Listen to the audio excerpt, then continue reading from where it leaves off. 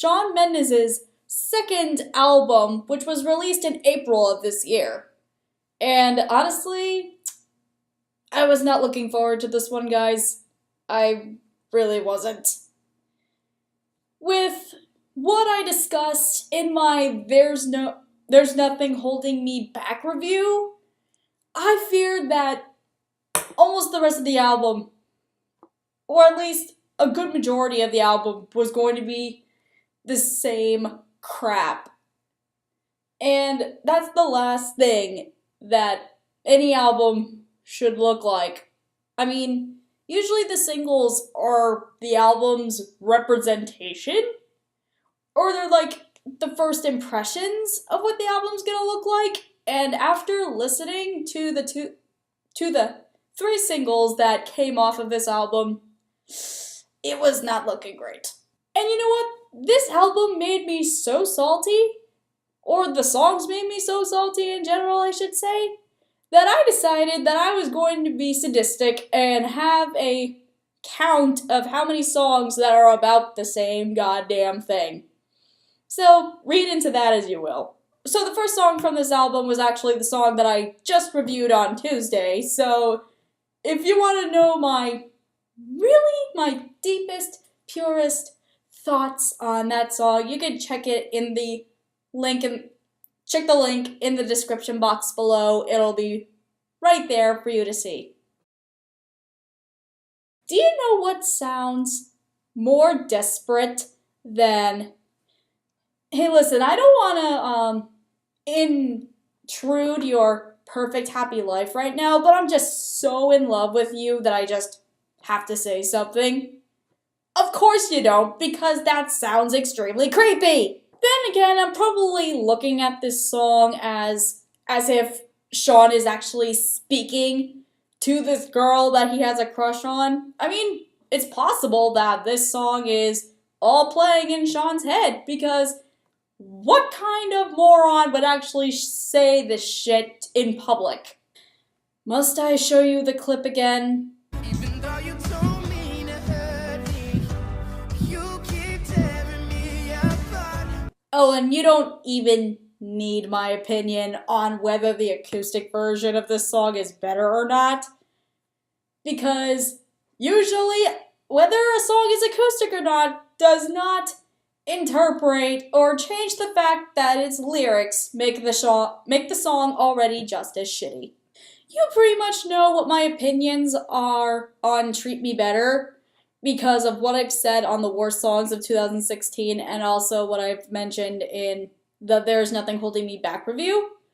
However, if you guys go ahead and watch my Best Latin Songs of 2016 review and you scroll down to the boy band song that may or may not be in there, that easily explains why usually boy band or young boy pop songs don't really make it onto the best list unless it really tries to go outside the stereotypes. So with 3 Empty Words, I was surprised that Shawn decided to take the more mature route after looking over 4 songs that basically went down the shitter. This song takes a more mature approach because 3 Empty Words is about a very broken relationship that's on its last gasping breath. Gee, where did I hear that one before?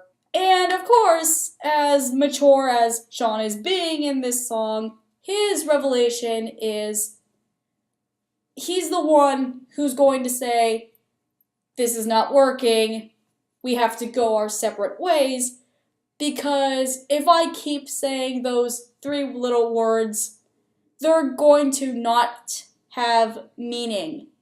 Or at this point, they really don't have meaning, and it's going to make me very, very sad that I would have to say it and not mean it, because the last thing I want to do is hurt you in a way that will destroy the both of us for good. And Shawn actually has a point. I know, like, from hearing that at first hand, you might think it's a little bit shallow because we all want that happily ever after. I mean, we're human beings. How do we not? But he makes the point that, like, those three little words that we're all so used to saying, they're really important. Because if you're going to use those words very loosely, and I don't mean that even if a relationship is going down very badly to the point that is not savable, of course you may still love the person. Of course that's going to be the case. But how long are you going to keep up the lie? That's what Shawn's point is. If you really don't want to be with that person, are you seriously going to tell them that you love them still? I mean, sure. I mean, it's possible, but are you really gonna stay in that relationship and pretend that everything is fine? So, I think this was one of the songs that I wished was a single from his album, because it's songs like these that are really important, especially when it comes to teenagers learning about what love is really like. And they need to learn that if something's not working, they just gotta let it go. With Don't Be a Fool, I mean, it sounds dickish, but at least Shawn is being honest about him kind of being the slight dick that he's kind of is portraying in this song. So it discusses long-distance relationships, and it's clear in this song that Shawn believes long-distance is not a good idea, and I'm not going to be the type of person who's going to be like, oh yeah, he's right, long-distance is never going to work, because sometimes that's not the case, and some long-distance relationships do end up working. However, this is for the types of people who themselves know that a relationship is not going to work, especially if they're always on the move, and if they kind of know if they're away from their partner long enough that their feelings are going to wane at some point, that at least Shawn is trying to break it off as soon as he can before he starts doing some of the worst of the worst. And I mean, at least I can give that much credit.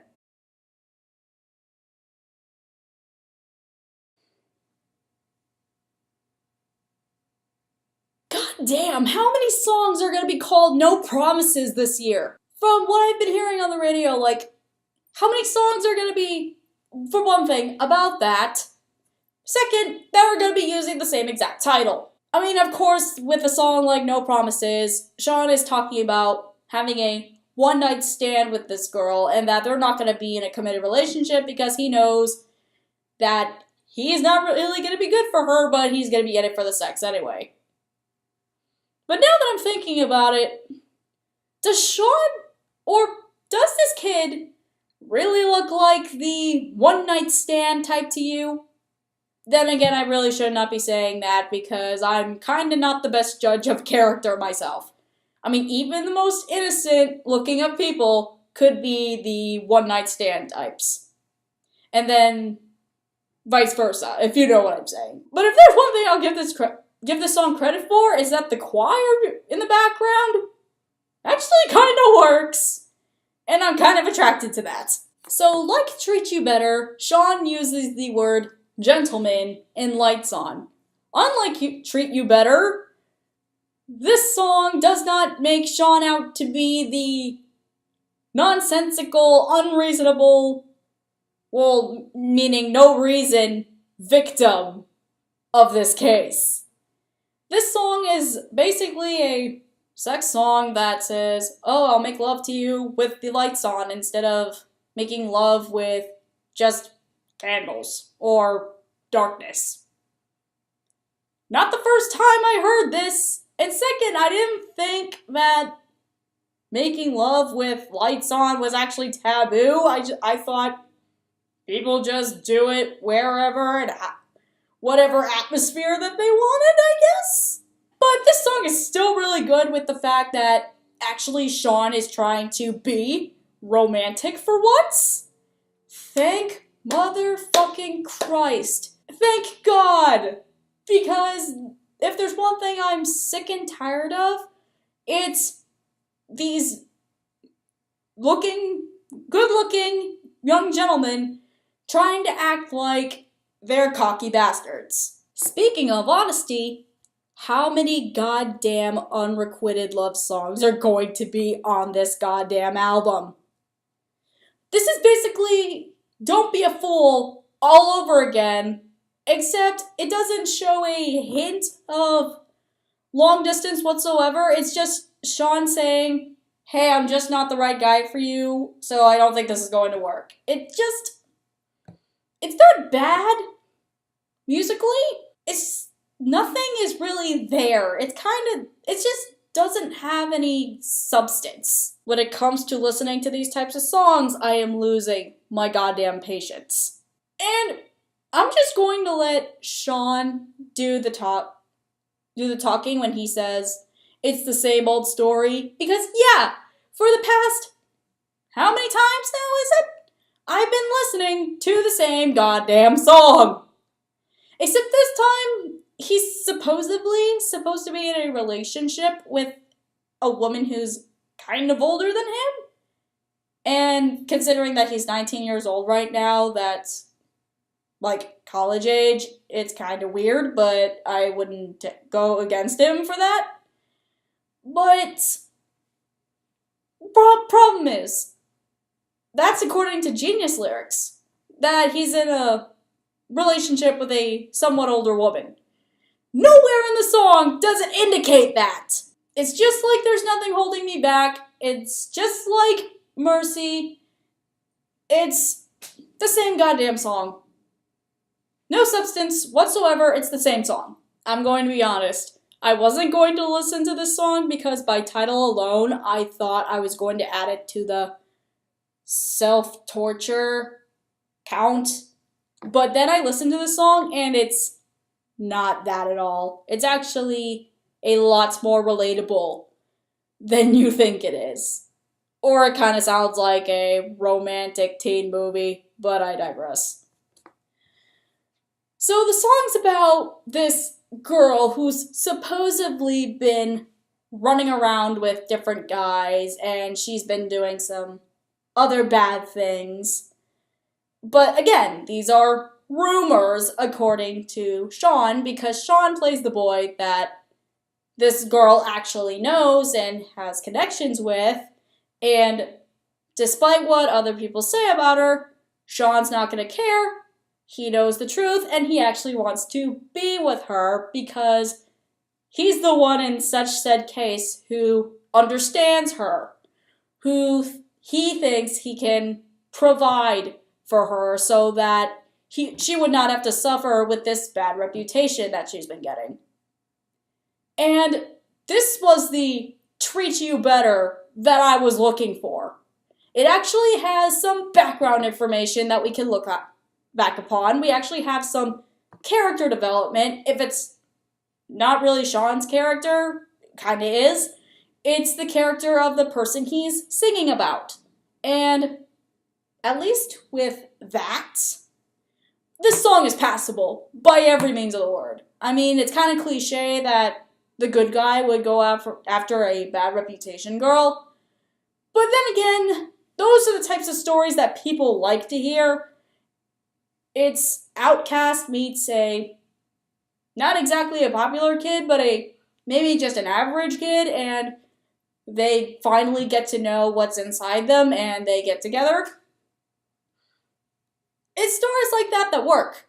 So Understand is the last song that would appear on the non-deluxe version of this album, and I just don't even understand it. No pun intended. The majority of the songs that we've heard, or actually all of the songs that we've heard so far, that I've listed so far, are love songs, and they deal with relationships. This song just talks about, I'm thinking how life is hard, but you'll get through it. How does one jump from relationships to just life in general?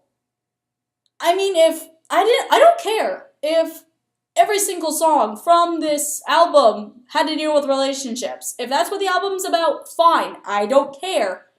It's just, why do you have to throw in something super duper random just so you can just add songs to the track list? Like, I kind of don't get how it works because, I mean, if this was a song about life is hard because of how relationships don't really work, I can understand that. No, this is just a life general story. And I still don't get it. Like, I'm just confused. The song's not bad, but it just feels out of place. So now we get to the two songs that were included into the album on the deluxe version. And the first one is Hold On, which is basically Understand, but it's actually more personal. So of course when we add another song about life general advice, it kind of makes Understand a little bit more redeemable, and I thank God for that. So this song is about a certain specific piece of advice that Shawn had received from his father, especially when it comes to maybe how working as a musical artist is really pressuring at times, and of course there will be times where Shawn just wants to give up. However, he still remembers his dad's words, and that's how he makes it on through life. At least with Hold On, you know Shawn has more passion for this one than he did with Understand. Because while Understand sounded like it was just thrown into the album because of whatever reason, Hold On is a song that was written with purpose. Shawn had a purpose to be singing it as well, and I can imagine him singing this song a little bit more often, especially if he was on tour, which I think Shawn is on tour right now. Or maybe he just got back from tour, I don't remember. I don't really keep up with shit like this. Bottom line is, Hold On actually almost made me cry, and it's going to be a song that I'll be listening to for a pretty long time. Then we come to the last song, Roses.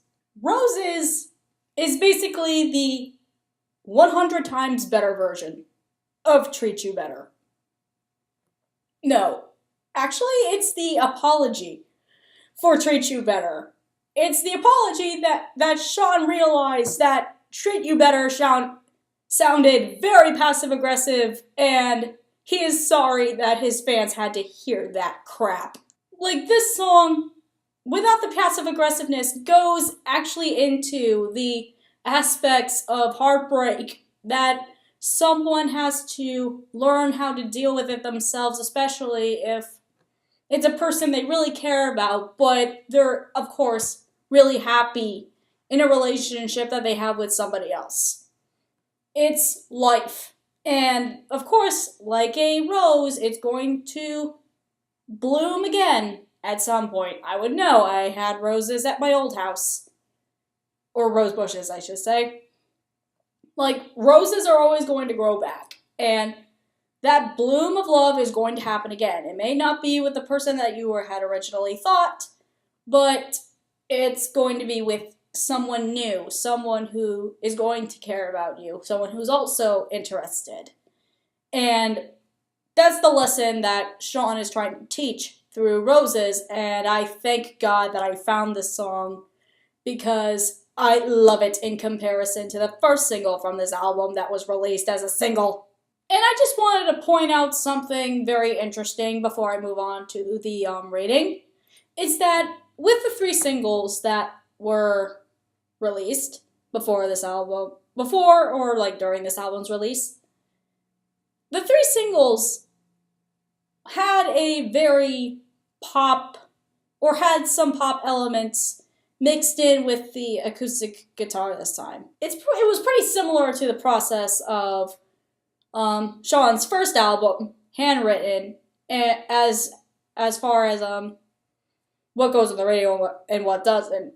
And because with the rest of the songs that were on this album, or at least with the exception of one of them, I think that's Hold On, that's the exception, because the other songs are just acoustic guitar alone. Just like Handwritten, the songs that did not make it onto the radio, all acoustic. And I don't know why Shawn's albums are written like this. I think it's a good, like, baiting tactic. It's like fans of Shawn Mendes, they listen to the songs on the radio and they're like, oh, I'm hoping I can listen to music similar to this on his albums. But then they get like acoustic work and they're either like, okay, this is interesting, I could go for this, or the other half would be like, bitch, what the fuck. The songs that are not like radio worthy, according to whatever marketing team is responsible for single songs. It's like Shawn can do whatever he wants to the rest of the album, but when it comes to the 3 that we're gonna be putting on the radio, we need to have a say too. The promo singles are the mixtures of ideas, and some Shawn is a part of, and the rest of the album is like, these are the songs that I want to write, and they're going in no matter what.